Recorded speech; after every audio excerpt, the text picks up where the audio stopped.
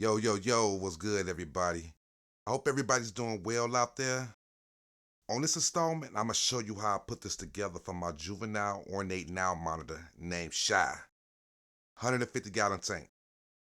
There's tons of videos out there that use the same method for this background, but here's my touch on it. Let's get it. Day and night, on my grind, I pay the price, yeah boy, I pay the price. The flow of the dome and just flow with it. Go with the flow and just roll with it. I done did it by myself and I count for nobody else. I done did it by myself and I count for nobody else. With the flow of the dome and just flow with it. Go with the flow and just roll with it. The investment in this game, my blood, sweat, and tears. Living with no fears, my progression over the years. So, for starters, I'm starting with this 8-foot by 4-foot by 1/2 inch Foamular polystyrene board. The measurements of the tank is 48 inches long by 30 inches high. So after measuring my inside dimensions, I came up with 47 3/4 inches long and 29 3/4 inches high, just under the lip. So per one side of the height and length, I'm shedding off 1/4 inch of measurement. So my length now is 47.5 inches long and my height will be 29.5 inches high. It's real important to get these dimensions precise for tight and snug fitment.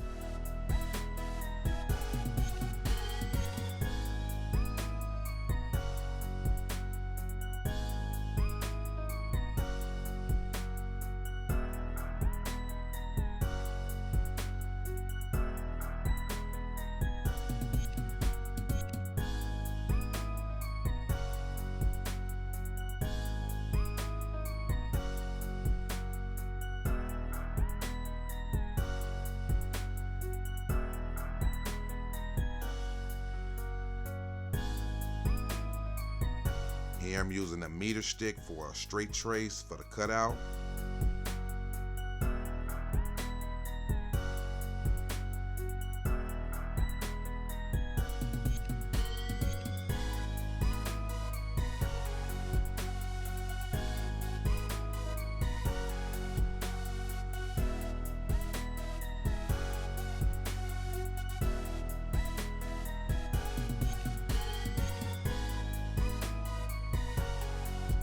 Using this heated foam cutter.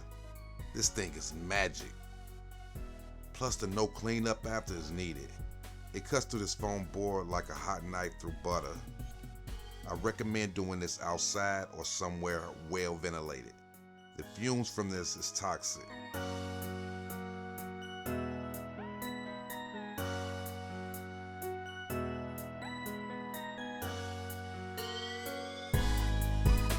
Break from the rest of the board.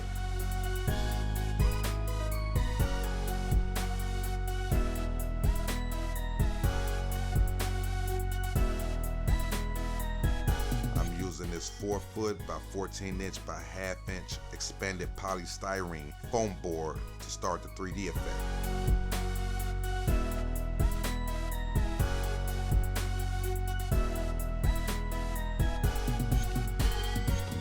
Marker to sketch out random shapes.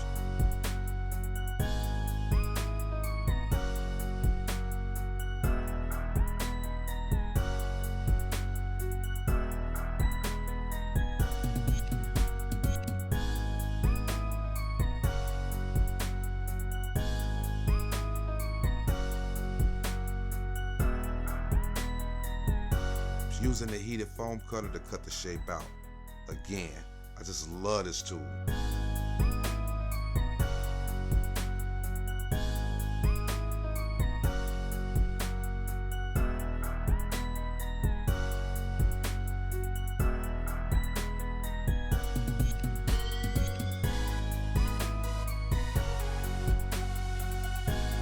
Place it back on the Foamular board and take the other piece of the expanded foam and repeat the process at the bottom of the board.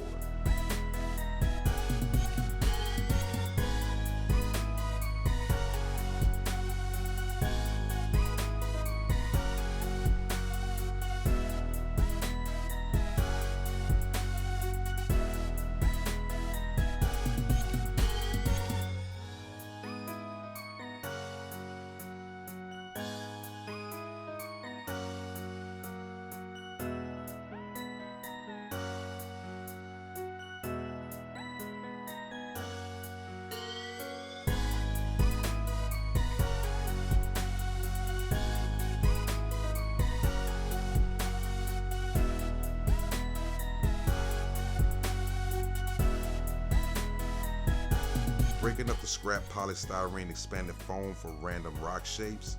I'm just experimenting with certain shapes until I find what I need.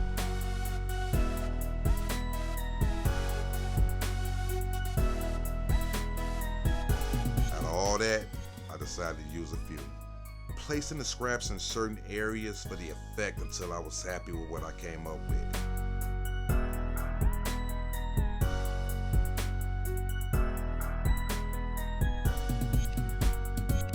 To bond these boards, I'm using this Loctite for foam board.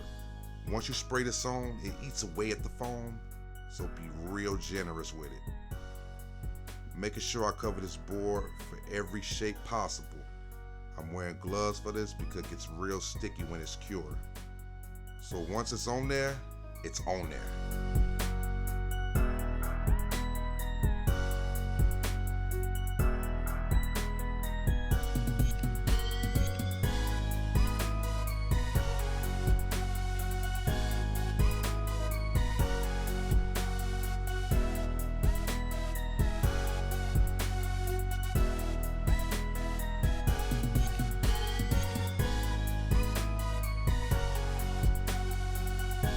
Between the foam boards, I decided to do oval shapes for background rock effects.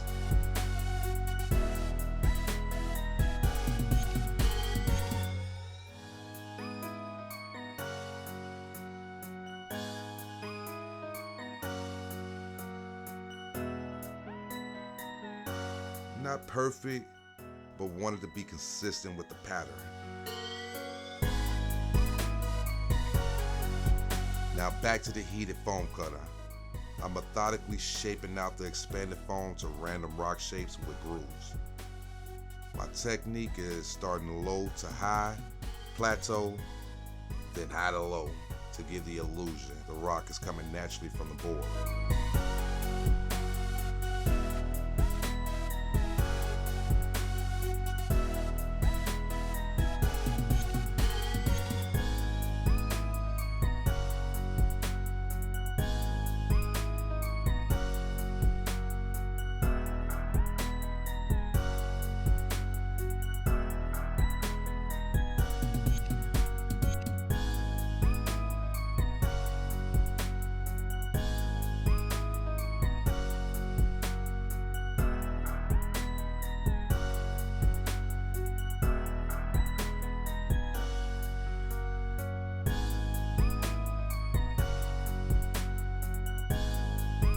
Doing this to all of the white on the board. As you can see, some of the bonding did not catch accordingly, but it's nothing to go back and spray a little more. This whole process of sculpting took about an hour to do, just to get it as perfect as possible.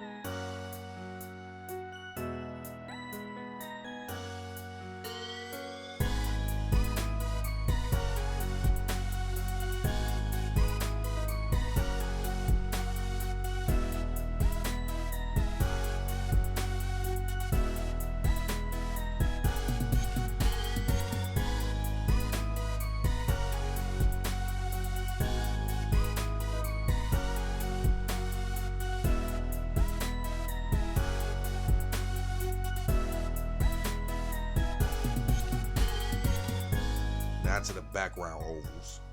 I'm just burning into the shapes to give real crevices. Not too deep, but enough to be able to see and touch to feel the effect.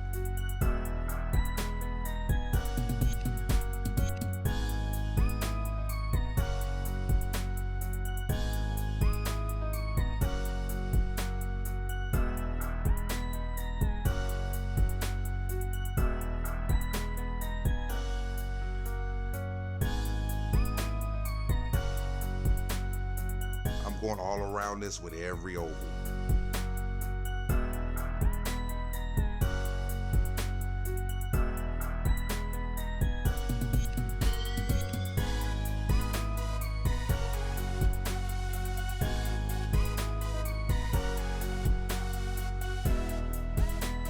Now I'm burning random scratches into the structure to give it some more realism. Again, all over the board.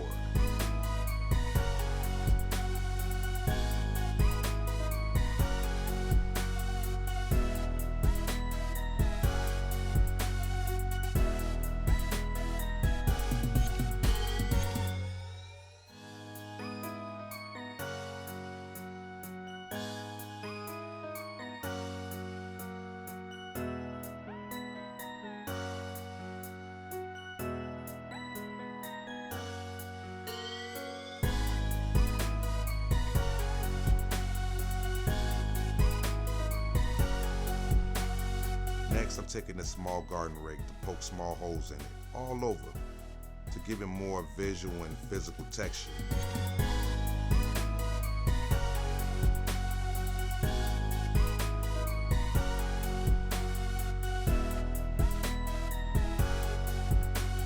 Okay, let's get to the rock portion. Using Unsanded Grout, 4 ounce, then 2 times the amount of water.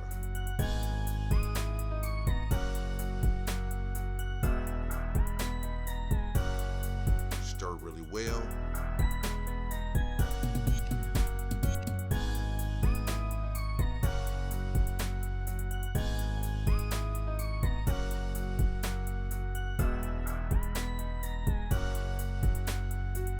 Using a 3-inch painter's brush, I'm going to apply the grout to the board.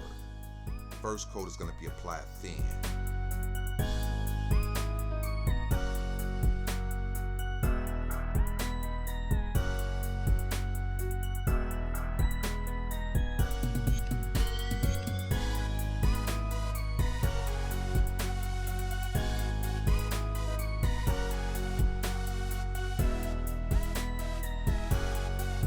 Cover the whole board and sides.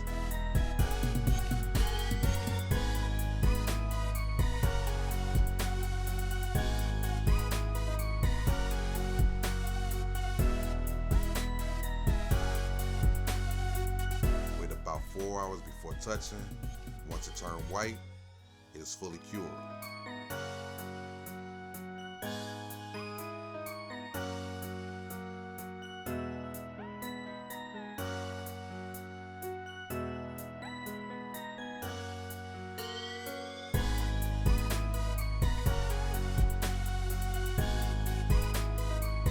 Once cured, turn it over. Apply a thin coat to the back and sides.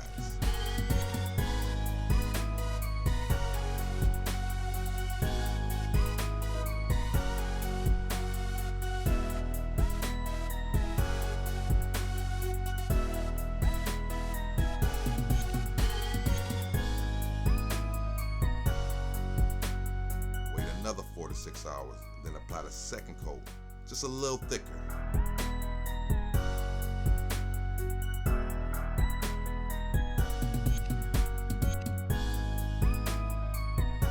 Wait another 4 to 6 hours and turn it back over to the front.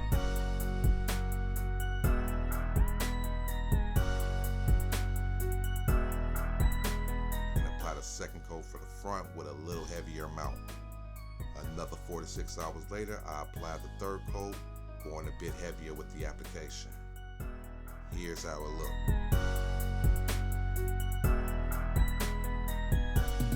Now to the color. As always, I'm using acrylic paint. I'll start with the base color of metallic gray to give it the undercoat with a shimmer. 2 ounces of color, 2 parts water, and a spray bottle, and start spraying the whole front board.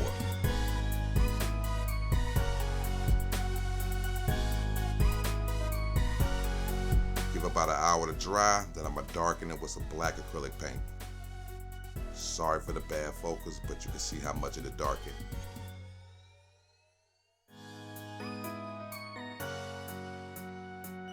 Next, overcoat about 70% of the board with some green. The grouting board will absorb these colors in about a few hours.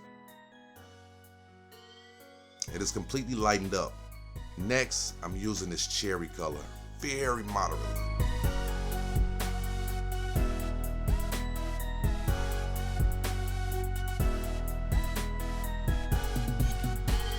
Then I'm taking some play sand to sprinkle over the whole board to allow the paint to dry with the sand to give it texture.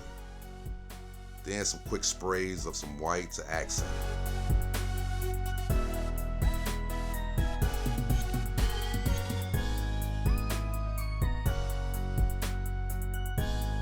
Here I'm taking black paint with an artist brush to paint all of the crevices to make the 3D effect more observable.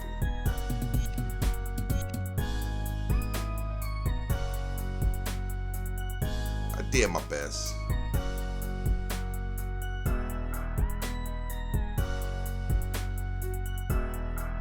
Now I'm taking some of that metallic gradient and mixing in some black to create an in-between color for the flattened portion of the board. I'm just painting it on with an artist brush. Then I'm using a quick spray of some black.